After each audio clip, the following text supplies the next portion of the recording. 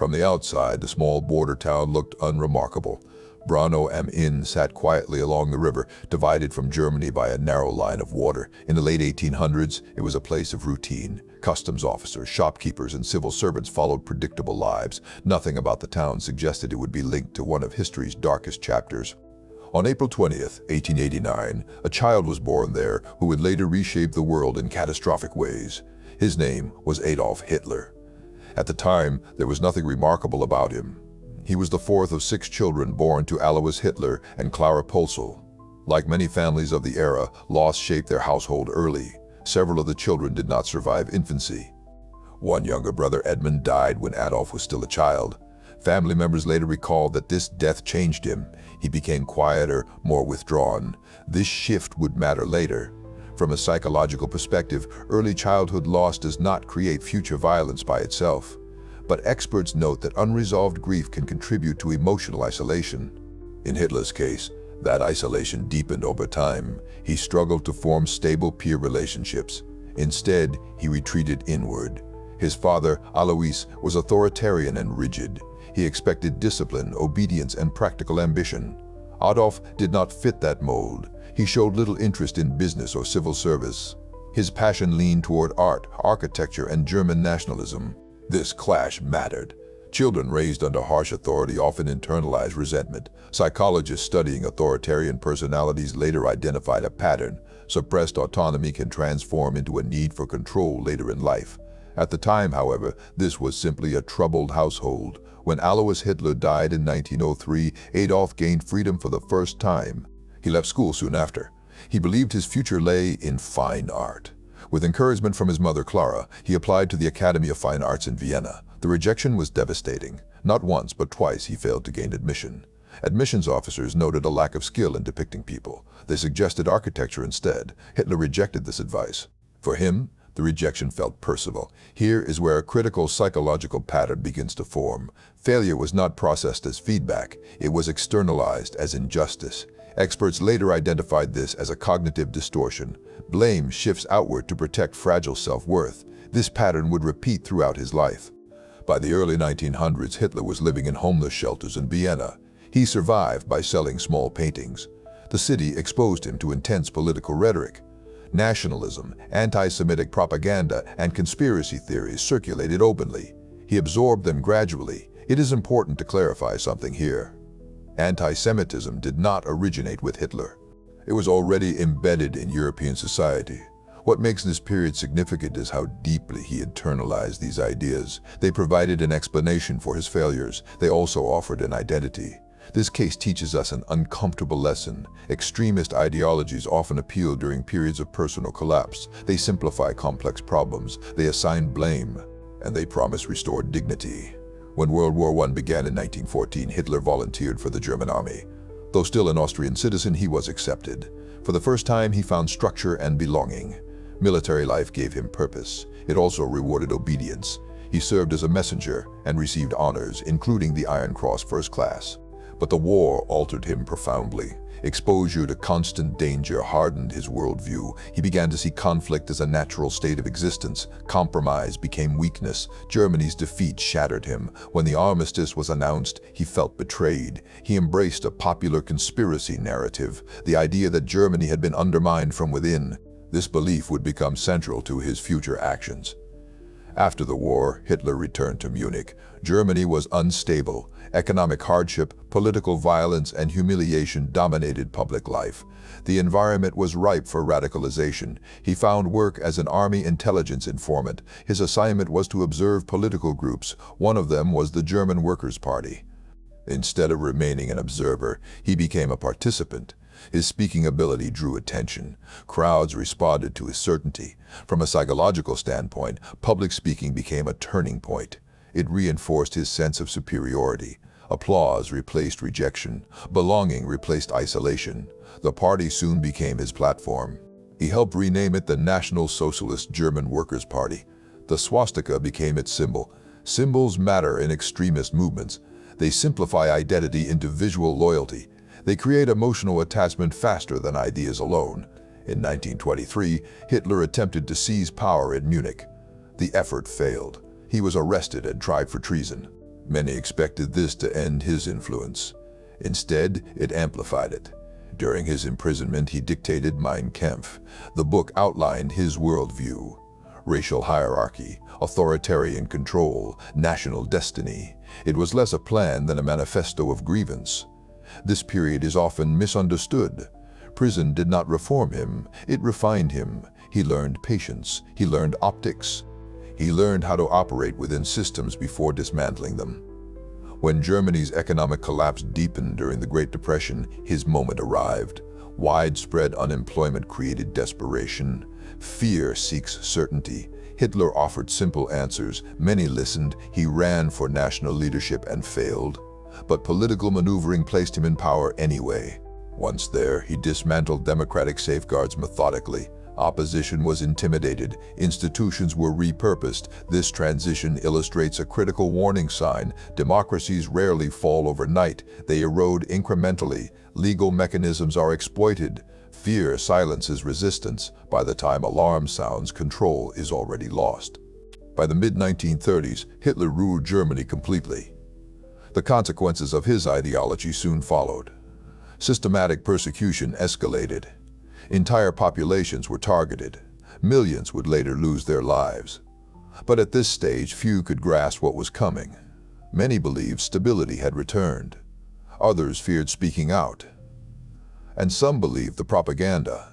History would judge the cost of that silence. As we move forward, one question demands attention. How did a failed art student reshape a nation into a machinery of destruction? The answer lies not in a single moment. It lies in the sequence of vulnerabilities. Personal, social, and institutional. And this is where everything begins to change. The shift from rhetoric to action did not happen all at once. It unfolded through a series of calculated steps. Each one seemed temporary. Each one appeared justified by crisis. Together, they transformed Germany completely. By the early 1930s, political instability dominated daily life. Unemployment affected millions. Savings evaporated. Public trust collapsed. Fear became a constant presence. This environment mattered. From a psychological perspective, prolonged uncertainty lowers resistance to authoritarian solutions. People begin prioritizing order over freedom, certainty over complexity. Hitler understood this instinctively. When he was appointed chancellor in early 1933, his power was still limited. Germany technically remained a democracy. Opposition parties still existed, courts still functioned, but the structure was fragile. Then came a critical incident. A fire broke out at the Reichstag building in Berlin. The government framed it as an existential threat. Emergency powers were enacted. Civil liberties were suspended. This moment is often misunderstood. The fire itself mattered less than the response. The decree that followed allowed arrests without trial. Press freedoms vanished. Political opponents disappeared from public life. This pattern is commonly seen in authoritarian takeovers. A real or perceived crisis creates justification. Temporary measures become permanent. Legal authority is used to dismantle legality itself.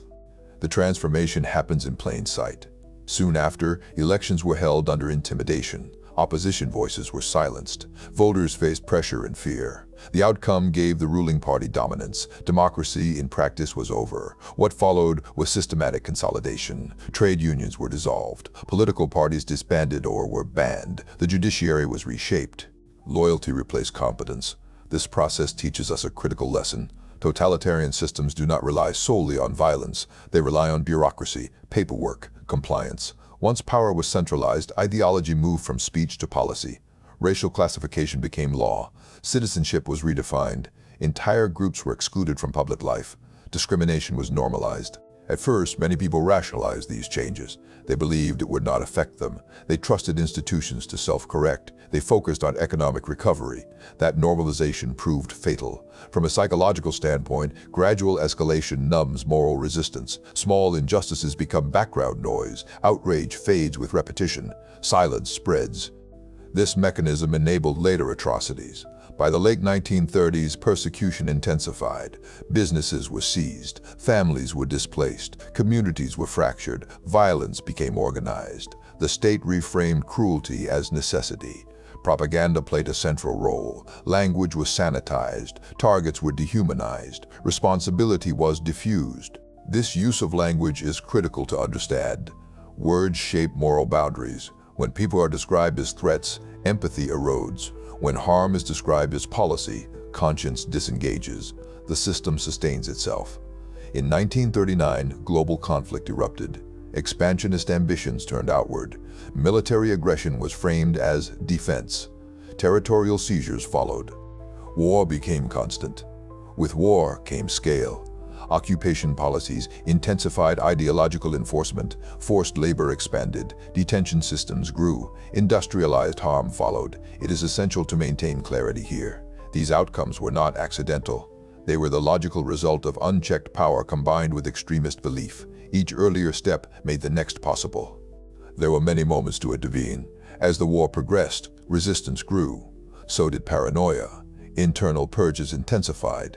Decisions became increasingly detached from reality. Dissent was equated with betrayal. Experts studying authoritarian psychology note a recurring pattern. As control increases, tolerance for uncertainty decreases. Leaders become isolated. Feedback loops collapse. Delusion replaces strategy. By the early 1940s, the consequences became unavoidable. Multiple fronts strained resources. Civilian suffering intensified. Military losses mounted. Reality closed in. Yet even then, retreat was unthinkable. Admitting error threatened the entire identity built around infallibility. This rigidity accelerated collapse. It also magnified destruction. Millions paid the price. As the situation deteriorated, the inner circle shrank. Decision-making centralized further. Health declined. Judgment eroded. The system consumed itself. This chapter of history forces a difficult question. How does a society move from grievance to catastrophe? The answer lies in processes, not monsters. Structures matter. Silence matters. And as the walls closed in, one final act remained, an ending shaped by denial rather than accountability. The aftermath would leave scars that persist to this day. As the conflict intensified, investigators, historians, and psychologists would later examine how decision-making deteriorated so rapidly. The focus was not only on battlefield choices, it was on the internal mechanics of power. How information moved, and how it stopped moving. By the early 1940s, Germany's leadership structure had become dangerously insular. Reports were filtered before reaching the top. Bad news was softened or delayed. Officials feared consequences more than failure. Reality became negotiable. This is a well-documented phenomenon in authoritarian systems. Experts refer to it as information collapse. When loyalty outweighs truth, leaders lose situational awareness. Decisions are made in an echo chamber. Errors multiply unchecked. Military campaigns continued despite mounting losses. Logistical warnings were ignored. Weather conditions were underestimated. Supply lines overstretched. The cost was catastrophic. The invasion of the Soviet Union exemplified this breakdown. Initial momentum created overconfidence, but prolonged resistance changed everything. Resources drained rapidly. Attrition replaced strategy. From a psychological perspective, this phase marked a transition. Earlier confidence shifted into rigidity. Adaptability vanished. Orders became increasingly absolute. Questioning them became dangerous. Inside Germany, the impact was severe. Bombing campaigns devastated cities. Civilian morale collapsed. Infrastructure crumbled. Yet public acknowledgement remained forbidden. Propaganda intensified to compensate. Setbacks were framed as temporary. Victory was always imminent. Enemies were blamed for suffering. Hope was manufactured. This reliance on narrative over reality deepened internal contradictions. When people experience hardship that contradicts official messaging, trust erodes. Fear may suppress dissent temporarily, but belief collapses quietly. Compliance becomes performative. Meanwhile, internal security organizations expanded their reach. Surveillance increased. Informants became common. Social trust dissolved. Isolation became widespread. This environment matters when assessing responsibility. Totalitarian systems distribute guilt by fragmenting accountability. Each individual performs a small role. No one feels fully responsible. The system persists. As military defeat loomed, paranoia escalated. Internal plots were suspected everywhere. Punishments became harsher. Loyalty tests intensified. Desperation replaced strategy. Health issues further complicated leadership stability. Observers noted physical decline. Tremors appeared. Decision-making slowed. Stress compounded existing rigidity. Historians caution against simplistic explanations here. Physical illness alone does not explain systemic collapse. What matters is how illness interacted with absolute power. There were no corrective mechanisms, no effective constraints. By 1944, the situation was irreversible. Multiple fronts were failing. Allied forces advanced steadily. Resources were exhausted. Civilian casualties mounted. Even then, surrender was rejected. Negotiation was dismissed. The ideology could not survive compromise. Total victory or total destruction became the only options. This binary thinking proved fatal. From an educational standpoint, this stage highlights a key warning sign. When leadership equates concession with annihilation, escalation becomes inevitable. Moderation disappears. Catastrophe follows.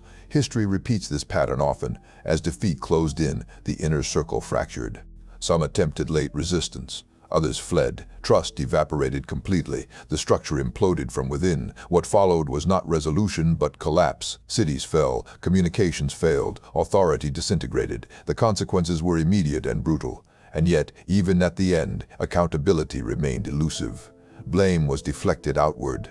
Responsibility was denied. The narrative of betrayal persisted. The cycle closed as it began. What remained was the aftermath, a reckoning measured not only in destroyed cities but in lost lives. The final chapter would confront the question history still asks: how does a society prevent this from happening again? By the spring of 1945, the collapse was complete. Allied forces closed in from multiple directions. Berlin was encircled. Infrastructure no longer functioned. Authority existed in name only. Underground command centers became the final stage. Isolation was absolute. Information arrived late, distorted, or not at all. Decisions were issued without capacity to enforce them. The system had outlived reality.